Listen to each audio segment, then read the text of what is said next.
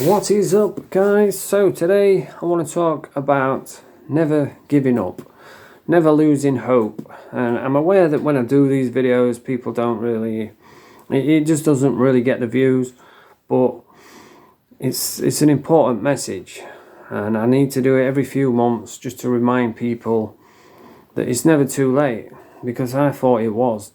For the longest time, I'd convinced myself that I was too far gone, I couldn't get clean, I would never be able to sort myself out. So I just went along with it until I finally hit a point where I said, you know what, I can fucking get clean, I can do this. And I did it. So, yeah, that's what I want to talk about. And anybody can say anything in this world. There's a lot of people out there, a lot of fakes talking about, saying the right things but not actually doing it. People like Darren G, choose a knife, not a life, or something. But then he's running around with knives. Brian Cockrell talking about anyone who carries a knife is a coward, and then when he doesn't know that the tape's rolling, he's talking about stabbing people. So, do you know what I mean? People can say the right things, but I try not to do that. I want to lead by example because I've been there. And the things I say, I've been through. I've done it. I haven't read it in a book. I haven't seen it on TV, because recovering addicts can get good views. So there's a lot of people jumping on the bandwagon, pretending because they want the views and they want to say the right things, but they haven't really been through it. I was watching Tommy Fury and Tyson Fury. By the way, I love the Furies. But I was listening to Tyson, he was saying, oh yeah, I was an alcoholic drug addict. And listening to Tommy saying, yeah, I was an alcoholic. I'm like, no, you wasn't. If you was an alcoholic, you wouldn't be doing Instagram fucking modelling. You wouldn't be, you wouldn't be functioning. You wouldn't be able to box. You wouldn't be able to do anything. Because you need alcohol. I was an alcoholic. And don't mistake a few beers on the weekend, waking up the next day, regretting that. That's binge drinking, or a couple cans after work. That's social drinking, maybe drinking a bit too much. And if you can stop that, that's great. But don't say it for what it is. Don't say, oh, I was an alcoholic. Unless you have to wake up in the morning, you can't function without beer or drugs, then you're not an alcoholic, you're not a drug addict. And that's where I was. I was having 10, 20 cans of strong lager every day. Every morning I woke up, I had to have 10 Valium and cans of beer just to get out of bed. And if I didn't have it, I'd be fucking shaking. I couldn't function. I was a functioning alcoholic. And I'd given up hope. I was massively overweight. I was on Valium, Xanax, pregabalin, gabapentin. I was smoking crack every single day. And any one of them is a tough, hard detox. Any one of them is a life-changing illness. I was on all of them, and plus I was massively overweight. I was fat as a pig. I've lost over 7 stone. And I remember one morning going to the toilet, and all the mirrors in my house, I didn't have any mirrors in my house. I destroyed them all because I couldn't face looking at myself. I was so disgusted and embarrassed and ashamed of what I'd become. I couldn't do it. But there was one mirror in the bathroom. It was stuck to the wall, so I couldn't get rid of it. So every morning I'd go to the toilet and I'd see myself and I'd just be fucking disgusted with what I saw. And I remember, I can vividly remember looking at it and saying to myself, fuck, there's nothing you can do. You're too far gone. Even if you manage to give up some of the drugs, you're still an alcoholic. Even if you give up the alcohol, you're still fat as a pig. Even if you can lose all the weight, you're still on crack. And crack's mental, you've got to, like all the others are like physical, but crack's a real bad one because it's mental, and you can go sober for weeks, and then as soon as you get money, you're off buying crack because it's a mental game.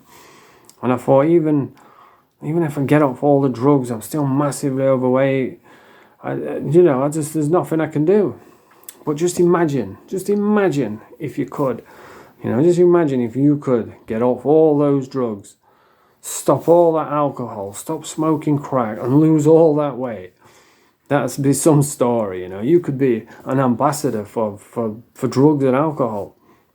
And I never really thought, yeah, I'm going to do it. Yeah, I can do this. Because I'd convinced myself I was too far gone. I just thought, there's no way. there's no way I can do this. And hit a point where I didn't want to be here anymore. I used to wake up every morning, and I just wished I hadn't. I used to cry every morning because I just couldn't cope anymore. I didn't want to die, but I didn't want to carry on. I couldn't carry on. It was too much. So I ended up, which I've spoke about before, I ended up trying to commit sewer pipes. And I woke up the next morning, because I even failed at that. And I was just so frustrated, I was so angry, and I was just lost, man. I didn't know what to do. But that's what triggered me to say, right, you know what, this is it now. This is it. I'm dying anyway, because you're not supposed to give up alcohol cold turkey. You're not supposed to stop Valium cold turkey. But I thought, I'm dying anyway. So, because it can kill you, it can make you have a fit, or it can cause strokes, anything. But I thought, I'm dying anyway, so I'm willing to risk it. And that's all it takes, really, to get clean, right? It takes 2 seconds. The moment you decide, that's it, I'm fucking not doing this anymore. I'm getting clean no matter what. Whatever I have to do to get clean, I'm going to do it. And that's what I did. And it's the fucking... I knew it was going to hurt, but, man, it hurts so much. And, like, right now I'm on buprenorphine. Right, that's the last thing I'm on. I'm on 2 0.4 tablets, which is less than 1 mil. I've just recently dropped down from 3 0.4s to 2. And the day before yesterday, I was up all night. That's why I didn't do a video on camera yesterday, because I look rough as a dog. I didn't sleep all night. I was, my legs and arms were twitching, and I was, oh man, and I got a reminder of what's to come when I finally do come off this last little bit. But I felt it yesterday, so I didn't do a video, but I feel a lot better today. And in a week's time, I'm going to go again and drop from 0.4, maybe a week or two, and then drop from 0.4 down to 1 0.4 tablet. And then I'm going to take it from there. So it's an ongoing battle. I'm not like 100% yet, but I'm so close. And I'm a million miles away from where I was, because I can't tell you how bad it was. You know, I had people making fun of me in the street, taking photos and uploading it to social media. I had people messaging me, the local fat, horrible cunts, messaging me saying, there's people coming to your house to beat you up. And I believed it all, because it wasn't in my right mind. And I was thinking, well, why would they say that if it wasn't true? So I'm thinking people are coming, and it just made me worse. But now look at me now. You know, I'm clean, I'm sober. I've got over 10,000 subscribers on YouTube, TikTok. People want to support me. People want to see me do well, and look at them. The same fat dosses they were back then. So yeah, I made the decision, I'm going to get clean. And I went through it, and the first night wasn't so bad, because it's Valium's long acting. But the next night, that's when it really hit me. And it took me, I would probably say, about 6 months till I started going out of the house. It was that bad. I was hallucinating, you can't sleep, you can't eat, you can't keep still. So bad. You hurt in ways that you can't even explain. But I got through it.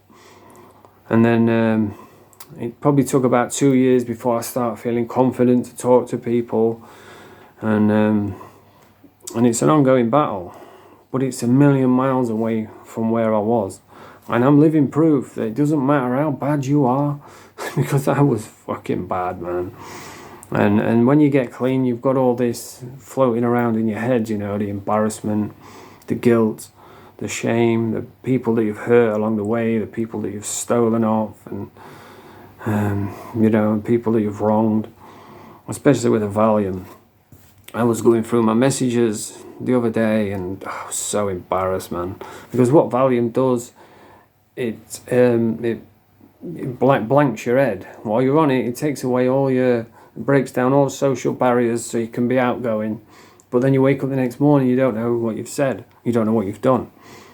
And so I've been sending messages while I'm off my head on Valium to people. And read about 2 of them, and I was just so embarrassed. I was like, oh my God, I'm not reading anymore. I don't want to know what I've said to people, you know, messaging women and stuff. It's like, fuck, it's so embarrassing. I'm not going to look at it anymore. You know, and it was things like, do you want to come round to my house, you know, trying to flirt with him and stuff. And it's, oh God, I'm getting embarrassed now thinking about it. But yeah, that's what Valium does. And now, like, I'm clean, I'm sober, but it is an ongoing battle.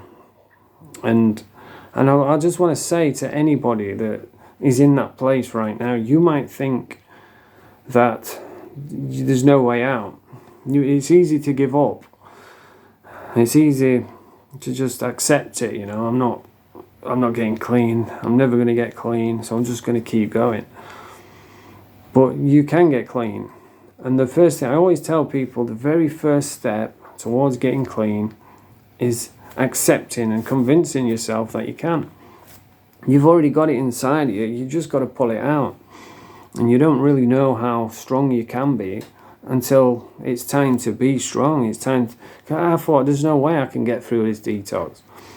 And when I was going through it, honestly, brutally honest, if I could have got off the bed, I probably would have gone and scored.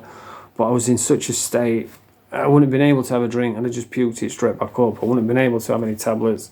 I would have puked them straight back up. But if there was a way I could have had it, like if I could have gone and got some heroin and smoked it, then I probably would have done. But I just couldn't get off the bed. I was fucked. It was horrible. Yeah, but I made it through.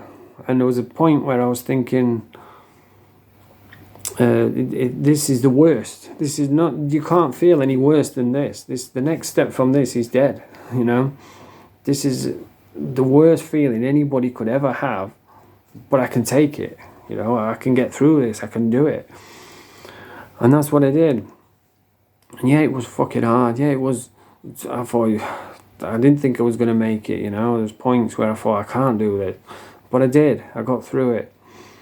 And now I'm here, I'm clean, and I try to inspire people, I try to show people, try to motivate people.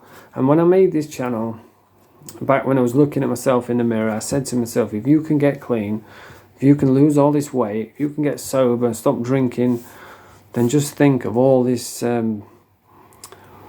just think of all the people who you could help by way of example, showing people where you was to where you are to this day and how you did it. And I wanted to show people the reality of recovery, because it's easy to point the finger, fucking smackhead, look at him, but you don't know what they have to go through every single day. It's easy to point the finger at an alcoholic when he's drinking every day because it's an easy target, he's vulnerable, you know, but you don't know what they have to deal with every single day.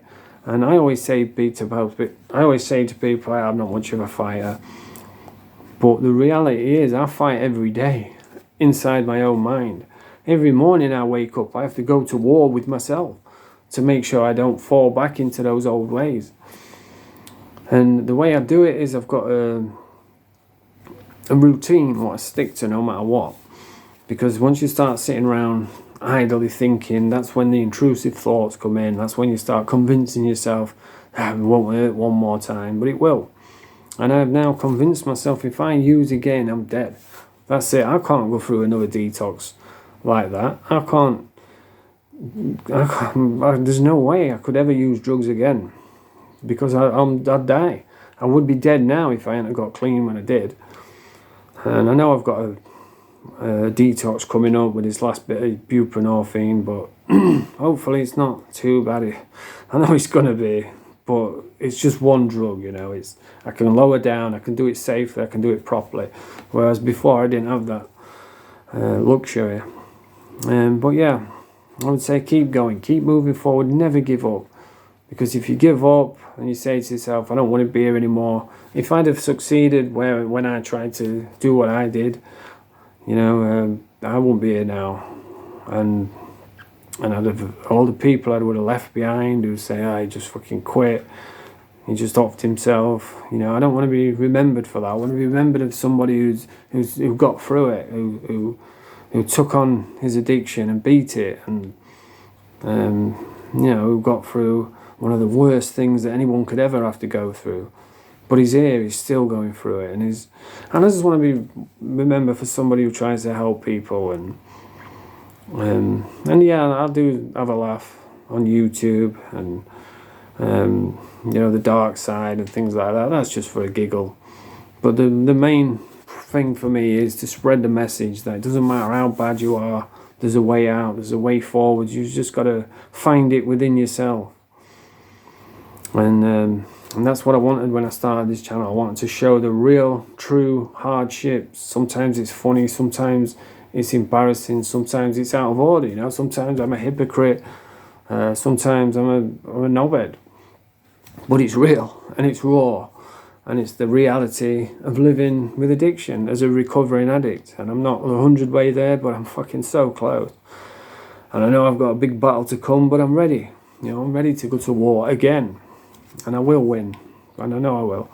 So if you're fighting addiction, if you think there's no way out, there's no hope, hope is in the darkness. That's where you find hope, when you're at your lowest point. So yeah, keep moving forward, keep fighting. You can fail 1,000 times, you've only got to get it right once. So if you like this video, press the thumbs up, subscribe to the channel. Bonjour.